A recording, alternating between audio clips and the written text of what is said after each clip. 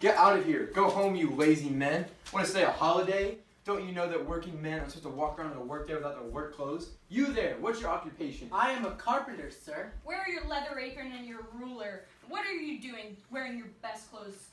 What's your trade? Oh, compared to a fine workman, you might call me a mere cobbler. But what's your trade? Answer me straightforwardly. It's a trade, sir, that I practice with a clear conscience. I'm a mender of worn souls. What trade, boy, you insolent rascal? What trade? Please, sir, don't be angry. If your soles are worn, I can mend you. What do you mean by that, mend me, you impotent fellow? Cobble you, sir. You're a cobbler, are you? Sir, I make my living using an awl. I stick to my work. I don't meddle in politics or chase women. I am a surgeon of the shoes. and when they're endangered, I save them. The noblest men who ever walked on leather walked on my hard work. But why aren't you in your shop today? Why are you leading these men through the streets? Well, to wear out their shoes and get myself more work. Seriously, though, we took the day off to see Caesar, sir, and celebrate his triumph. Why would you celebrate it? What victory does he bring home? What foreign lands has he conquered and captive foreigners chained to his chariot wheels? You blockheads, you unfeeling men, you hard hearts, you cruel men of Rome. Didn't you know, Pompey? Many times you climbed up on walls and battlements, towers and windows, even chimney tops with your babies in your arms, and there patiently they waiting to see the great Pompey ride through the streets of Rome. And when you caught a glimpse of his chariot, didn't you shout so loud that the river Tiber shook as it echoed? And now you put on your best clothes, and now you take a holiday? And now you toss flowers in the path of Caesar, who comes in triumph over Pompey's defeated sons? Go home, run to your houses, fall on your knees, and pray to the gods to spare you from the pain that you deserve for such ingratitude. Go, good countrymen, and make up for having done wrong. Gather up all the poor men like yourselves, and lead them to the Tiber, and weep into the river until it overflows its banks. Well, that ought to move even the most thick-headed of them. There they go, feeling so guilty that they're now tongue-tied. They don't have a thing to say. You go down toward the Capitol, and I'll go this way. Undress the statues that they're decorated in honor of Caesar. Can we do that? You know it's the Feast of Lupercal. It doesn't matter. Make sure that none of the statues are decorated in tribute to Caesar. I'll walk around and force the commoners off the street. You do the same wherever the crowds are thick. If we take away Caesar's support, he'll have to come back down to earth. Otherwise, he'll fly too high and keep the rest of us in a state of fear and obedience.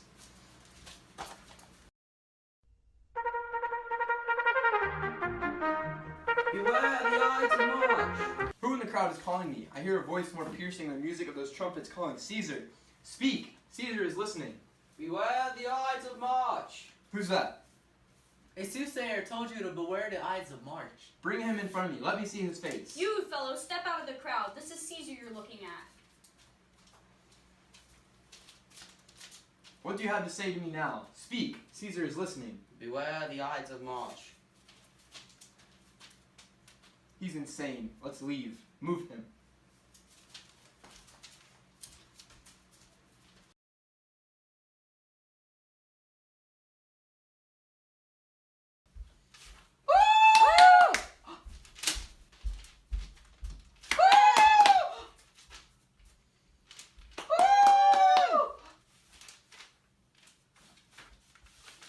Oh no! Oh, Caesar!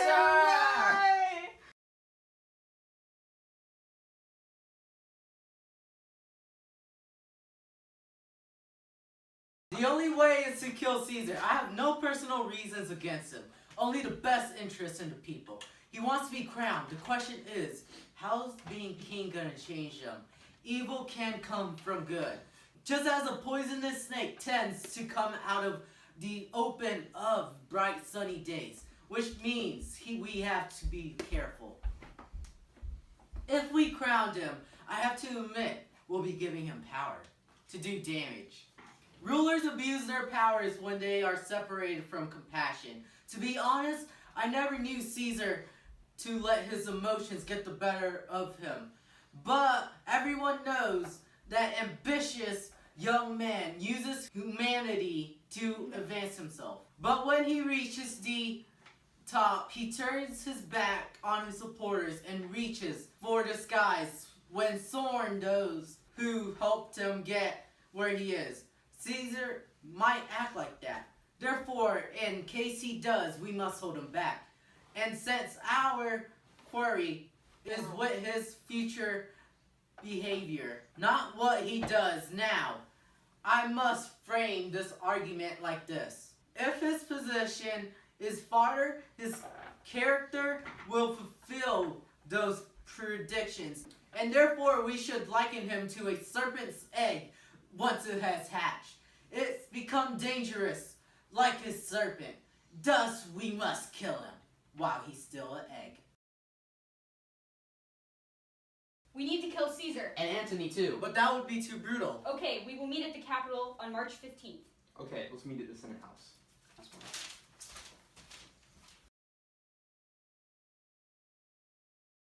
Alright, Mark Antony will say I'm not well, and to please you, I'll stay home. Here's Decius Brutus. He'll tell them so. Hail Caesar. Good morning, worthy Caesar. I've come to take you to the Senate House. And you've come at a good time, so you can convey my greetings to the senators and tell them I won't come today. It wouldn't be true to say that I can't come, even less true to say that I don't dare come. I simply won't come today. Tell them so, Decius. Thank you, sir. Would I send a lie? Have I accomplished so much in battle, but now I'm afraid to tell some old men the truth? Decius, go tell them that Caesar won't come. Most mighty Caesar, give me some reason so I won't be laughed at when I tell them so. The reason is that it's what I want. I'm not coming. That's enough for the Senate. But for your private satisfaction, because I love you, I'll tell you. Calpurnia, my wife, is keeping me at home. Last night, she dreamed that she saw a statue of me with 100 holes in it, like a fountain with pure blood flowing from it, and many happy Romans came smiling and washed their hands in it. She takes the signs for warnings and predictions of terrible evils to come. And, on her knees, she begged me to stay home today. This dream has been misinterpreted. All wrong, all wrong. It was a good and lucky vision.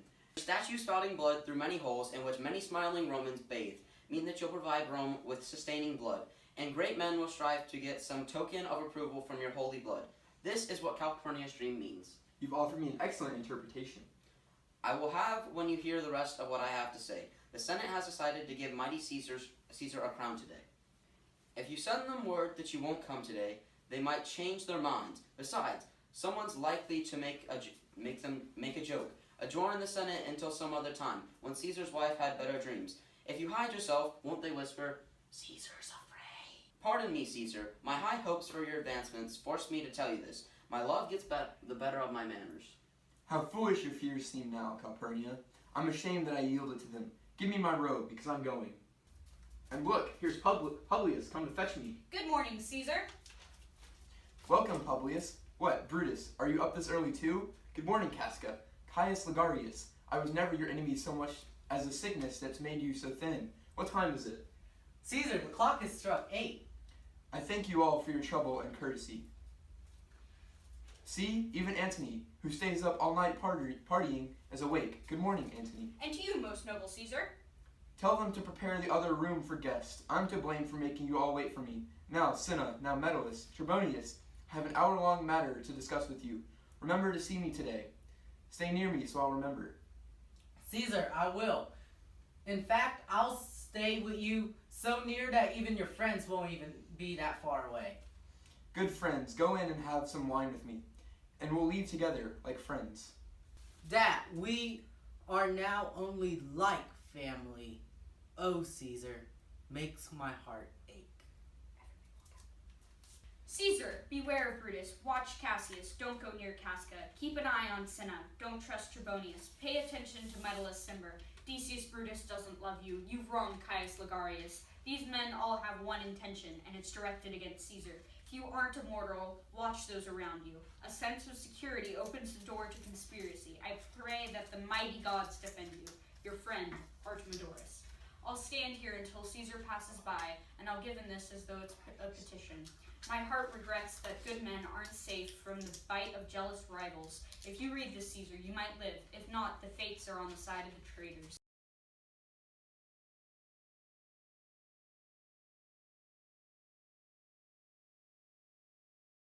Most high, most mighty, and most powerful Caesar, I, Decius Brutus, kneel before you with a humble heart.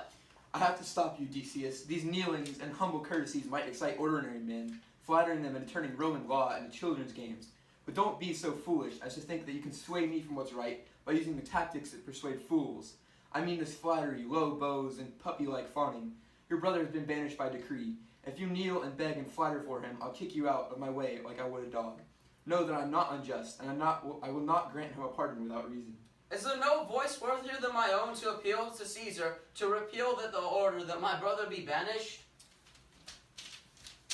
I kiss your hand, not in flattery, but Caesar, I ask you to repel Publius's banishment. What, even you, Brutus? Pardon him, Caesar, pardon him. I fall to your feet to beg you to restore Publius's citizenship. I could be convinced if I were like you. If I could beg others to change their minds, begging would convince me too. But I'm as immovable as a northern star, whose stable and stationary quality has no equal in the sky. The sky shows countless stars.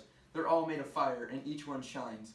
But there's only one among all of them remains in a fixed position, so it is on earth. The world is full of men, and men are flesh and blood, and they are capable of reason. Yet out of all of them, I know only one who is unassailable, who never moves from his position.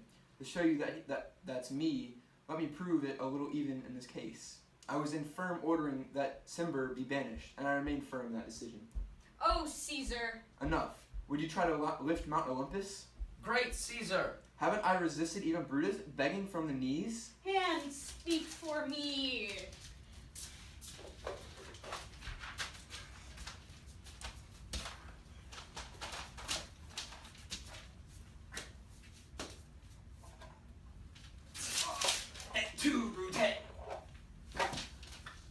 Liberty, freedom, tyranny is dead.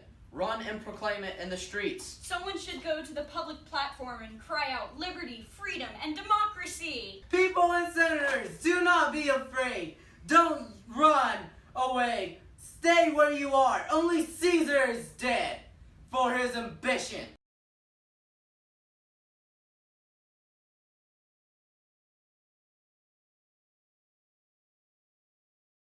Be patient until I finish. Romans, fellow citizens, and friends, listen to my reason and be silent so you can hear. Believe me in my honor and keep my honor in your mind so you may believe me. Be wise when you criticize me and keep your minds alert so you can judge me fairly. If anyone in this assembly, any dear friends of Caesar, I say to him, I love Caesar just as much as he did. If then that friend demands to know why I rose up against Caesar, here's my answer. It's not that I love Caesar less, but I love Rome more. Would you rather have Caesar living and we all be slaves? Or would you rather have Caesar dead and we live as free men? I weep for Caesar in that he was good to me. I rejoice in his good fortune. I honor his bravery, but his ambition, for that I kill him. There are tears for his love, joy for his fortune, honor for his bravery, and death for his ambition. Who here is low that he wants to be a slave? If there is anyone, speak, for it is he whom I offend. Who here is barbaric enough to not want to be a Roman? I pause for a reply.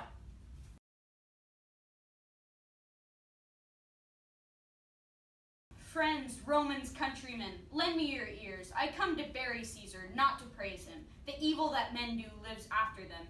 The good is often interred with their bones. So let it be with Caesar. The noble Brutus hath told you Caesar was ambitious. If it were so, it was a grievous fault, and grievously hath Caesar answered it. Here, under leave of Brutus and the rest, for Brutus is an honorable man, and so are they all honorable men. I come to speak in Caesar's funeral. He was my friend, faithful and just to me, but Brutus says that he was ambitious, and Brutus is an honorable man. He hath told many captives home to Rome, whose ransoms did the general coffers fill. Did this in Caesar seem ambitious? When that the poor have cried, Caesar hath wept? Ambition should be made of sterner stuff. Yet Brutus says he was ambitious, and Brutus is an honorable man. You all did see that on the Lupercal, I thrice presented him a kingly crown, which he did thrice refuse. Was this ambition? Yet Brutus says he was ambitious, and sure, he is an honorable man. I speak not to disprove what Brutus spoke, but here I am to speak what I do know. You all did love him once, not without cause. What cause withholds you then to mourn for him? O judgment, thou art fled to brutish beasts, and men have lost their reason. Bear with me, and heart is the coffin there with Caesar, and I must pause till it comes back with me.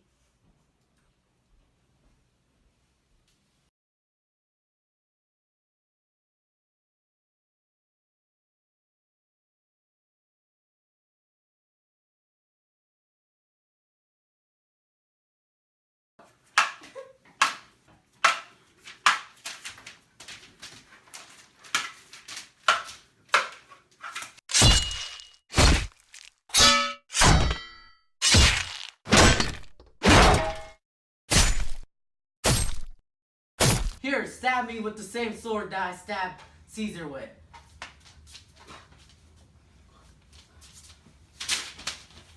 It is done. This was the noblest Roman of them all. All the rest of the conspirators acted out of jealousy of great Caesar. Only he acted honestly and for the general good. His life was gentle, and the elements mixed so well in him that nature might stand up and say to all the world, this was a man. So order the armies to rest, and let's go home to share the glories of this happy day.